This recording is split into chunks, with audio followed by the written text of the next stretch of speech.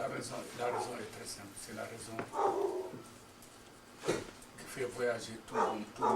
C'est la raison qui fit que Mohammed sallallahu alayhi wa sallam quitta la Mecque pour Médine. C'est la raison qui poussa les compagnons du prophète à partir de par le monde pour étendre la voie de Dieu. Parce que Allah subhanahu wa ta'ala a dit dans le Coran: Adu ila sabili rabbika bil hikma wal mau'izat al hasana wa jadalhum billati hiya hasan. Dieu a dit dans le Coran au prophète et à tous les musulmans: allez dans la voie, allez vulgariser la voie de Dieu. Je suis venu ici aux États-Unis uniquement pour répandre la voie de Dieu. Mais ma venue en Amérique a revêt aussi une autre signification. Ça, la première raison, c'est la raison fondamentale.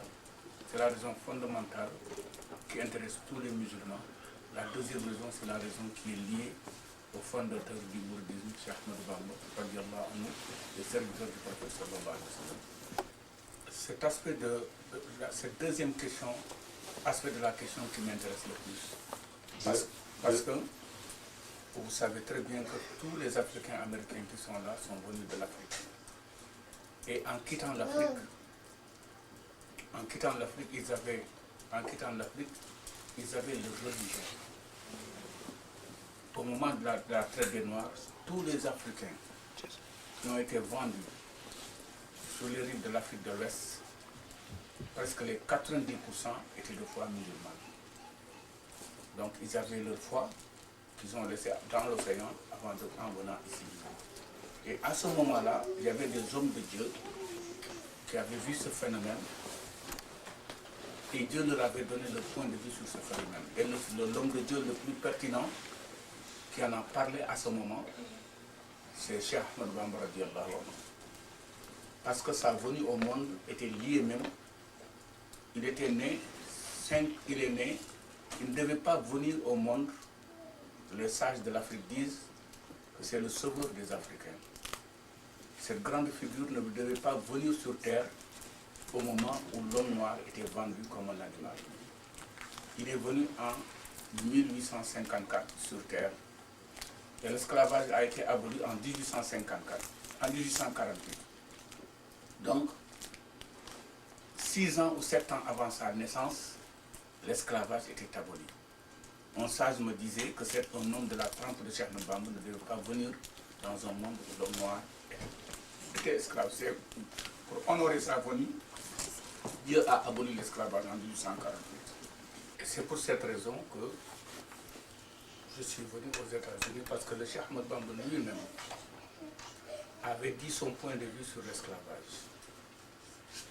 Quand les gens lui avaient dit qu'il y avait beaucoup de Noirs qui ont été vendus aux États-Unis et qui étaient des musulmans en quittant l'Afrique, le Cheikh avait dit, quand il a eu sa consécration auprès de Dieu et auprès du prophète Mohammed sallallahu alayhi wa sallam, et quand Dieu lui a donné tous les dons, le Cheikh a dit, Lakin unadi kullal ibadi ila imadi bila jalal. Je lancerai un appel, j'appellerai tous ces gens-là vers la source qui est Dieu. Et il a lancé son appel vers Dieu. Et cet appel, nous sommes les agents de Cheikh Ahmed Bamba. Nous devons continuer cet appel pour que tous ces enfants-là qui étaient dans la foi et qui avaient perdu la foi du fait de l'esclavage retrouvent leur foi, retrouvent leur identité, se retrouvent auprès de Dieu, auprès de Mohammed sallallahu alayhi wa sallam. De l'histoire de l'islam, où l'histoire des les musulmans noirs étaient dans leur crise le plus grave, c'est-à-dire les musulmans noirs étaient dans leur crise le plus grave, la maladie la plus grave, parce qu'une période n'est jamais plus sombre, n'est jamais plus grave pour l'homme que la période où l'homme est vendu comme un animal. Une période où l'homme est comme une marchandise. Aucune société n'est plus malade que la société où l'homme est vendu comme une marchandise. Et Cheikh Ahmed Bamba a été envoyé pour soigner cette société et lui donner sa vraie valeur. Et quand on réfléchit sur l'islam, les grands hommes après le prophète, on ne peut pas compter aucune personne ne peut me citer un seul homme noir. Nous connaissons cette question, ça revient à poser qu'est-ce que c'est qu'une tariqa. C'est-à-dire après l'enseignement du prophète, Dieu envoie chaque siècle, en principe un homme de Dieu, qui redonne un enseignement, qui revifie l'enseignement du prophète sallallahu alayhi wa sallam. Et parmi ces hommes, on peut compter Cheikh Abdul Qadir Jilani, Cheikh Ahmed Tijani, Marouf al-Karaki, et tous ces grands hommes aucun d'entre eux n'est un homme noir. Tous étaient des blancs. Et jusqu'à présent, et même leurs petits-fils et leurs descendants venaient en Afrique, nous écumer, comme nous faire du tort, comme ils avaient presque les mêmes comportements que les blancs colonialistes. Ils venaient nous exploiter. Les uns nous exploitaient à partir de l'économie, les autres sont venus nous exploiter à partir de la spiritualité. Et même, on a vu dans l'histoire de l'Afrique, si vous avez étudié l'histoire, c'est pourquoi une question serait fondamentale, étudier le passé de l'Afrique dans cette cassette, parce qu'on ne peut rien comprendre si on ne comprend pas l'histoire, le passé de l'Afrique, parce qu'on a vu des musulmans, depuis le 9e siècle ou le 7e siècle, les Africains étaient des musulmans. Combien d'Africains qui voulaient accomplir le Hajj ont été transformés en esclaves à Zanzibar, à Dar es Salaam, dans les déserts du Sahara ou dans les déserts de l'Arabie Saoudite. Et ils allaient chercher Dieu, ce sont les Arabes qui les prenaient comme des esclaves et qui allaient les vendre ailleurs. Alors, avant que l'Occident pénètre dans la traite des Noirs, il y avait déjà une traite en sourdine, une traite qui était sous le canal ou sous l'oriflamme de l'islam, une traite au parlant des dromadaires. Les Occidentaux nous sont venus, ils sont venus faire la grande traite quand l'Amérique a été découverte. Mais bien avant cela, l'Afrique a été un vivier d'esclavage et ce n'était pas, c'était des musulmans comme nous qui prenaient les enfants. Par exemple, autrefois, l'histoire qu'on nous apprend, certains venaient nous convaincre. C'est comme si je venais ici convaincre vos enfants pour dire donnez-moi vos enfants au Sénégal pour que je enseigne le Coran. Je les amène au Sénégal, je les transforme en esclaves. Ça a existé dans les déserts du Sahara et dans les pays des Arabes. Et donc l'Afrique a été sous un tort. Nous avons, quand venait Cheikh Ahmadou Bamba, nous avons deux maladies. Nous avons une maladie au niveau de notre religion et une maladie au niveau de notre pays. Parce que pour développer cela, c'est pourquoi j'ai demandé une carte, je devais avoir une carte de l'Afrique.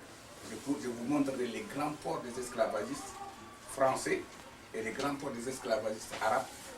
Les ports français, c'est de l'Afrique de l'Ouest. Je pense à Gorée, je pense à Saint-Louis, je pense à Ziguinchor, je pense à Accra. Les ports arabes de l'Afrique de l'Ouest, de la Corne de l'Afrique, je pense à Zanzibar, je pense à Dar es Salaam, je pense à tous les pays de la côte qui sont de la côte Est,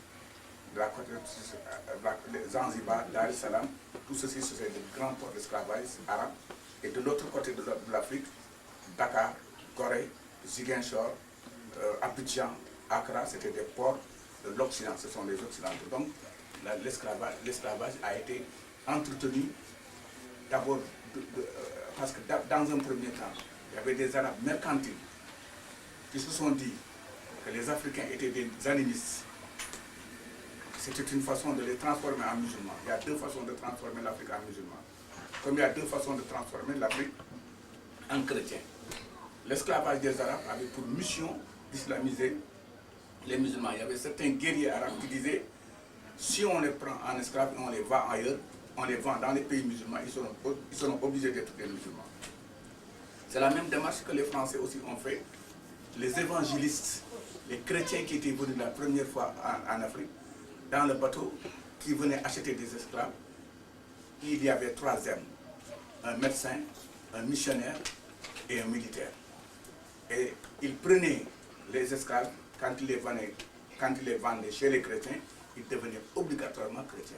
C'est comme quand tu vois un esclave chez un musulman, il devient musulman. Les Arabes, dans leur esclavagisme, ils les vendaient pour qu'ils deviennent des musulmans. Les musulmans, les chrétiens aussi, dans leur évangélisation, ils vendaient les Africains qui étaient des animistes pour qu'ils deviennent des chrétiens. Et de ce côté-là, vous avez Dakar, Saint-Louis, Gorée, Ziguinchor, jusqu'à Accra, toute cette côte-là, tous les pays. C'est pourquoi la plupart des Africains américains sont d'origine ghanéenne ou d'origine nigériane. La plupart d'entre vous sont des Wolofs ou des Yoruba ou des Fulani. Mandingo, quand on voit Kunta Kinte, il était Mandingo, il était du côté du Sénégal et de la Gambie. Donc pour cette question-là, il faut une carte dès demain. Il faut chercher une carte pour que les gens qui vont suivre la cassette sachent que c'est une cassette scientifique, ce n'est pas du bavardage sur l'arbre à palabre. Donc Cheikh Ahmadou Bamba est venu, Dieu l'a envoyé chez nous avec deux remèdes. Le premier remède, c'est montrer l'islam, dégager l'islam vrai de l'islam, de la fausseté, de la violence, du sang, de l'esclavage et du pillage. Parce que l'islam, quand il était venu avant Cheikh Ahmadou Bamba, il y avait même de grands imams africains qui disaient que les Arabes sont nos maîtres. Il y avait des imams qui n'osaient pas prier dans leur langue naturelle. Ils croyaient que si tu ne pries pas en arabe, Dieu ne l'accepte pas. C'est aussi valable dans les églises. Il y a des moments où quand on ne prie pas en latin, on croit qu'on ne prie pas. Et même certains intellectuels arabes, et c'est très grave, certains intellectuels arabes ont été jusqu'à fabriquer de faux hadiths, mettant la race arabe au-dessus des races, et la race noire comme une pourriture. Et ils ont dit que la race noire, dans certains livres qui sont vendus et enseignés dans certaines universités musulmanes, un livre comme Qissasul Anbiya, un livre qui raconte la vie des prophètes, ils disent que l'homme noir est créé. L'homme noir est créé à partir de Noé. Quand Noé avait un fils, quand Noé avait été en ivresse, son fils qui se moquait de lui, c'est l'homme qui est devenu noir. Ce sont des mensonges. L'homme noir est le plus vieux homme, l'homme noir est plus vieux que Noé. Est-ce que vous savez, c'est Dieu a créé d'abord l'homme noir avant de créer l'homme blanc. Adam était noir. Et quand on aura un tableau, le professeur Cheikh Anta l'a démontré dans toutes les universités du monde, en prouvant que moins 20 000 ans avant Jésus-Christ, il demande à tous les Occidentaux de fouiller la terre et de contrôler au carbone 14 les fouilles archéologiques. Ils ne pourront jamais trouver un homme noir, un homme blanc qui vivait 20 000 ans avant Jésus-Christ. L'homme blanc a commencé à exister sur terre à moins 20 000 ans avant Jésus-Christ. L'homme sapiens était déjà un noir. L'homme est né dans la vallée de l'Omo en Afrique. Quand l'homme est monté vers le nord, c'est à ce moment-là que l'homme s'est blanchi. Et quand dans certains livres où l'on enseigne l'islam, on dit que Noé avait maudit un de ses fils, et ses fils est l'ancêtre des Noirs. Ouais. Cam, entre Sam, Cam et Japhès. Ce sont les Kamites, ce sont les fils, ce sont les Noirs. Or, ce n'est pas vrai, c'est faux. Adam était plus noir que blanc. Jusqu'à présent, l'homme le plus vieux que les archéologues ont trouvé sur Terre, ça a été trouvé dans la vallée de l'Omo au Kenya, et c'était un homme qui était noir.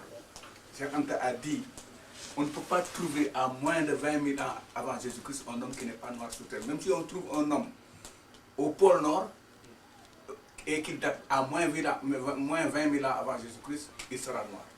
Tous les hommes pieux qui datent de moins 20 000 ans avant Jésus-Christ, personne ne peut trouver sur Terre un homme à moins 25 000 ans avant Jésus-Christ qui est un blanc. Le blanc n'a commencé à exister que tout récemment. C'est la preuve. Tu prends un Africain, nous quand on était étudiants, on s'en va en hiver en France, on fait 2 mois. Quand on rentre en vacances, on nous dit que tu es devenu plus clair. Pendant l'été, quand un Français vient au Sénégal, il fait 2 mois, sa peau se protège contre le soleil, on dit qu'il a brûlé, il a bronzé. Et vous-même, vous avez passé les vacances pour aller bronzer. Et la forme des nez des Africains et des Blancs est liée au climat. Parce que sous les tropiques, sous le tropique du Cancer, le tropique du Capricorne, l'air est chaud. Et Dieu élargit le nez des gens qui vivent là-bas pour refroidir l'air. La forme des nez des Scandinaves et des Français et des gens qui sont dans les pays froids, Dieu rétrécit leur narine pour réchauffer l'air qui est très froid. En décembre, si Emir Hamza part à Touba, 3 jours, il deviendra rouge, il ne deviendra plus blanc. Et s'il reste là-bas 10 000 ans, il sera totalement noir comme le charbon. C'est plus noir comme moi.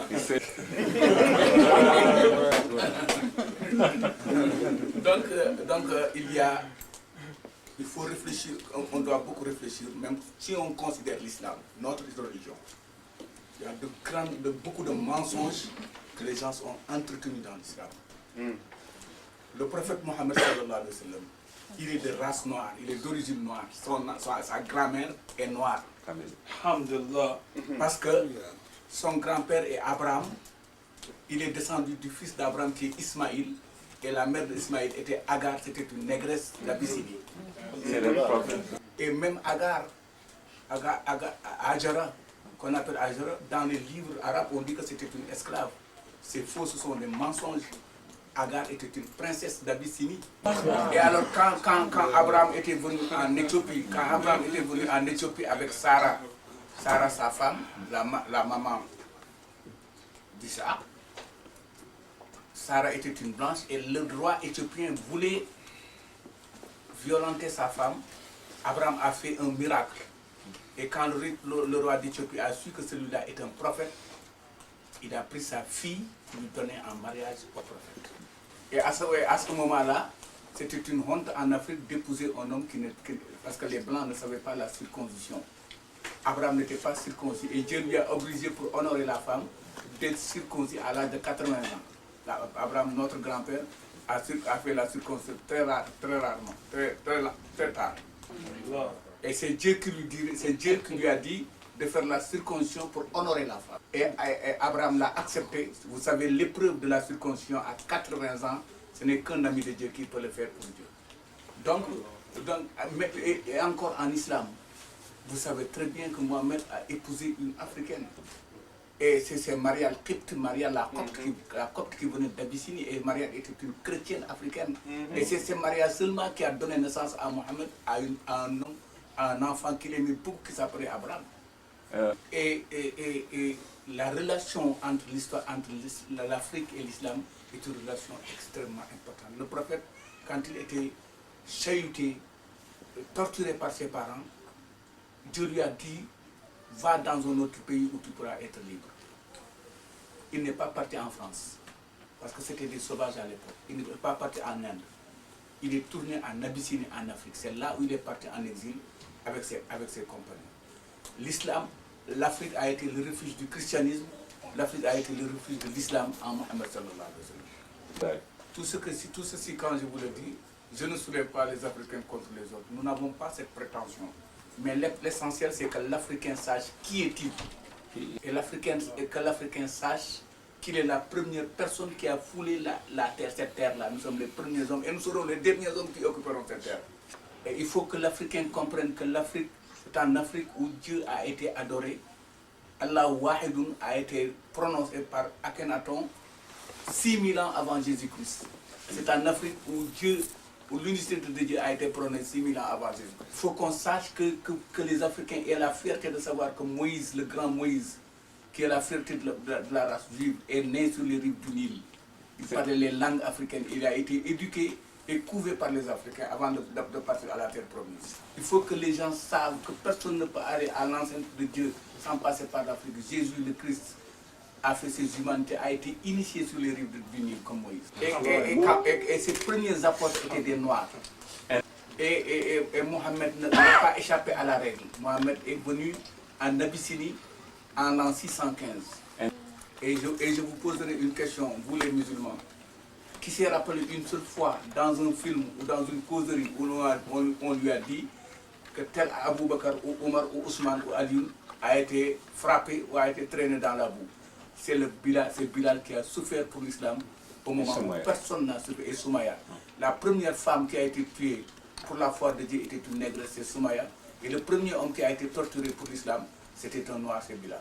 Demain, je vous donne le temps jusqu'au moment où je partirai interroger à tous vos imams, qu'ils soient wahhabis, qu'ils me disent un seul hadith qui a été rapporté par Bilal, qui a été avec le prophète durant tout son apostolat, qui a fait l'azan tous les jours avec lui, et même des singes ou des petites filles ont rapporté des hadiths sur Bilal. Les commerçants malheureux qui étaient passés à Médine même ont rapporté des hadiths, et les gens se masturbent avec ces hadiths. Bilal qui 5 fois par jour, était son azan, qui le jour du Mi'raj, en ce mois-là, quand Dieu éleva le prophète au ciel, quand Gabriel voyait un pied devant le prophète, toujours un pied d'homme, et le prophète disait, Gabriel, qui est ce pied-là? Ce pied c'est de qui? Gabriel lui a dit, c'est le pied de Bilal.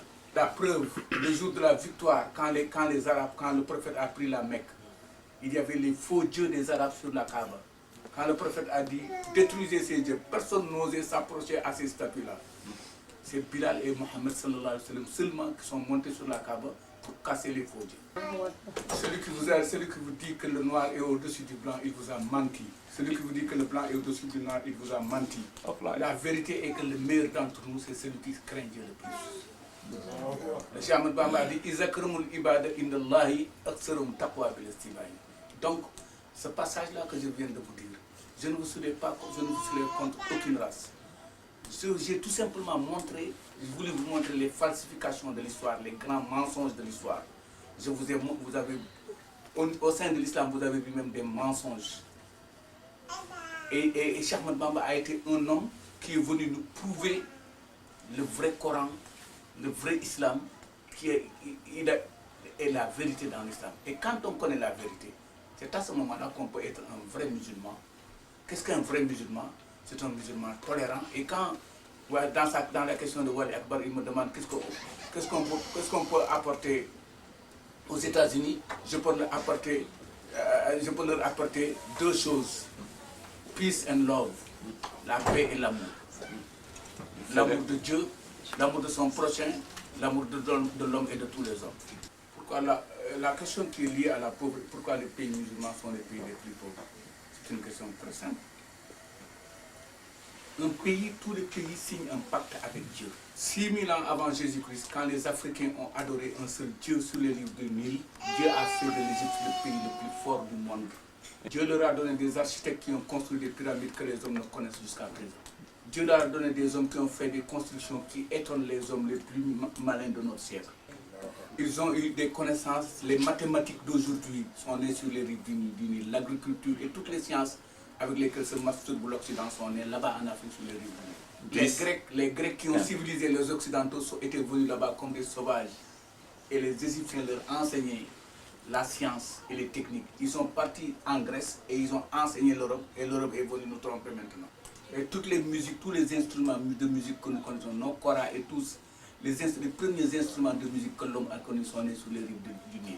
Mais quand ce peuple-là a trahi Dieu, Dieu les a avilis et les a humiliés. Et le nègre est devenu un couillon, un homme qu'on trompe, un homme qu'on blesse partout. Tu prends un autre peuple, le peuple d'Israël. Dieu a dit dans le Coran au peuple d'Israël, je vous ai mis au-dessus de toutes les races. Et Dieu prenait ses amis et il les envoyait au peuple d'Israël. Zacharia, Yahya, Zelkifli, Ilias, Eliasei, Idriss, Yacoub, tous sont des prophètes de Dieu. Et Dieu en a fait un peuple élu. Mais quand ils ont trahi Dieu, Dieu les a amenés jusqu'en Angleterre.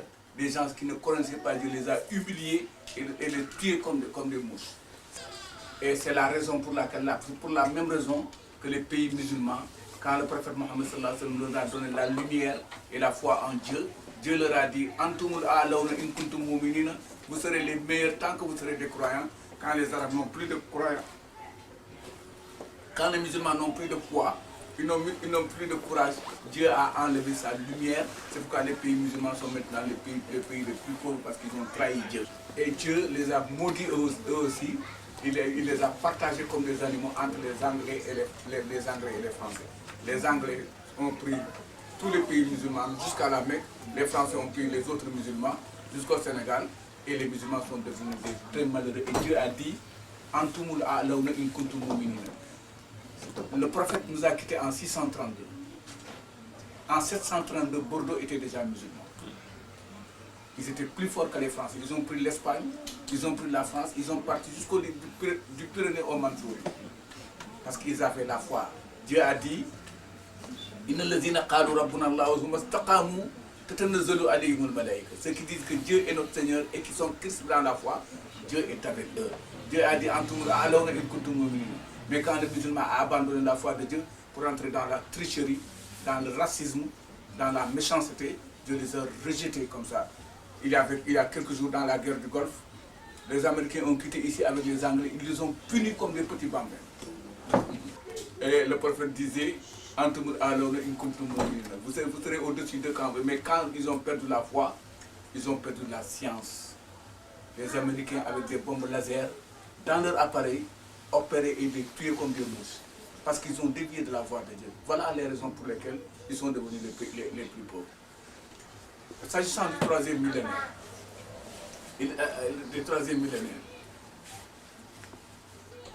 le troisième millénaire coïncide avec l'ère du Verseau. Quand Jésus était venu, Jésus a marché, nous avons marché sur l'ère du Poisson. L'ère du Poisson, c'était le temps de Jésus. C'est Jésus qui va régner, qui a régné dans l'humanité. C'est de la naissance de Jésus à l'an 1999. Après 1999, l'ère du Poisson va terminer et c'est l'ère du Verseau qui va venir, c'est l'ère mohammedienne. Et chaque ère se divise en plusieurs temps. Il y a la partie, le temps du fer, le temps de l'argent, le temps de l'or et le temps du diamant. Chaque ère se divise, c'est pourquoi je devais avoir un tableau. L'ère du Verseau se divise en 4 parties, comme l'ère du Poisson se divise en 4 parties. Le troisième millénaire va commencer par l'ère du Verseau. Effectivement, le troisième millénaire sera obligatoirement un millénaire spirituel. Parce qu'on a utilisé toutes les sciences et toutes les techniques. Maintenant, il y a un seul domaine de la science que nous ignorons totalement, la science spirituelle, l'esprit. Nous connaissons toute la matière, nous connaissons l'atome, nous connaissons comment est fabriqué l'homme. Mais ce que nous ne connaissons pas, qu'est-ce que c'est que l'esprit? Et le troisième millénaire sera le millénaire à travers lequel c'est le millénaire de la spiritualité. Au deuxième millénaire, on a inventé l'écriture, on a inventé l'avion à la réaction, on a trouvé le micro. Toutes les connaissances liées à la matière ont été maîtrisées. Le troisième millénaire, au début du troisième millénaire, l'homme ignore tout ce qui est lié à l'esprit. Et le troisième millénaire, c'est l'ère du Verseau, c'est l'ère mohammedienne. La Nour mohammedienne va resplendir et l'islam sera la religion qui régnera sur le monde. Ça, personne n'en peut rien. Ce sont des réalités cosmiques. Avant de terminer l'ère du Poisson, nous allons affronter l'ère du Verseau. Et tous les savants, tous les astrologues savent que cette ère-là, c'est l'ère de la haute spiritualité. Le premier millénaire a été un millénaire de la matière. Nous avons créé l'arme atomique. Le troisième millénaire sera le millénaire de l'esprit. Il y a une trilogie. Le monde est comme le corps. Le corps humain, c'est composé du corps, du cœur et de l'esprit. Le premier millénaire, c'était un millénaire du corps, où les hommes, depuis Bouddha, Lao Tse, les hommes ont essayé de maîtriser leur corps. Le premier millénaire a été un millénaire, c'est là où il est sorti tous les arts martiaux. The second millennium is Jesus millénaire. L'amour, le cœur. Mohamed est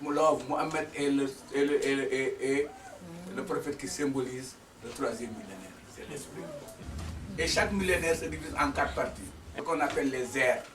Il y a une partie de l'ère du fer, de l'argent, l'ère de l'argent et l'ère de l'or.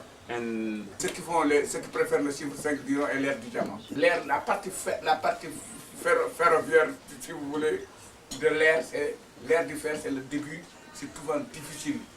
Et ça se caractérise par de grandes bagarres, par de grands comportements et des difficultés. Après cette ère de difficulté viendra, les choses vont s'adoucir jusqu'à l'âge d'or. L'âge d'or du troisième millénaire, c'est l'âge où les hommes parleront avec les anges, parleront avec les animaux, comme tout à l'heure. C'est ce que les compagnons de Jéhovah appellent le paradis terrestre.